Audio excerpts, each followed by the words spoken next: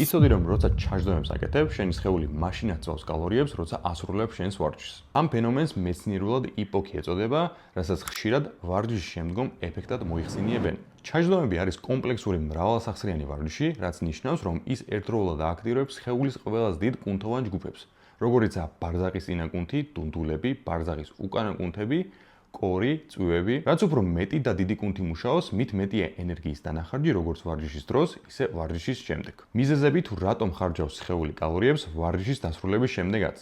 პირველი არის ჟანგბადის ვალის გასტუმრება. ინტენსიური ვარჯიშის დროს, როგორიცაა ჩაჯდომები, სხეული იმაზე მეტ ჟანგბადს მოიხმარს, ვიდრე ჩასუნთქვით იღებს. ვარჯიშის შემდეგ მას ჭირდება დამატებითი ენერგია, რომ სისხლსა და კუნთებში ჟანგბადის ნორმალური დონე აღადგინოს. მეორე, კუნთების აღდგენა. ჩაჯდომები ტვირთავს დიდ კუნთოვან ჯგუფებს და იწვევს მიკრო დაზიანებებს კუნთოვან ბოჭკოებში. სხეული ხარჯავს კალორიებს ამ დაზიანებების შესახორცებლად და კუნთის გასამაგრებლად. მესამე არის ჰომეოსტაზის დაბრუნება. ვარჯიში ზრდის სხეულის ტემპერატურას და აჩქარებს გულისემას. სხეულს ენერგია სჭირდება იმისთვის, რომ გაგრილდეს, დაამშვიდოს გულისემა და დაუბრუნდეს მოსვენებულ მდგომარეობას. ენერგიის მარაგების შევსება. სხეული მუშაობს იმაზე, რომ შეავსოს დახარჯული ენერგიის წყაროები, როგორიცაა გლიკოგენი და ატეები, რათა მზად იყოს შემდეგი აქტივობისთვის.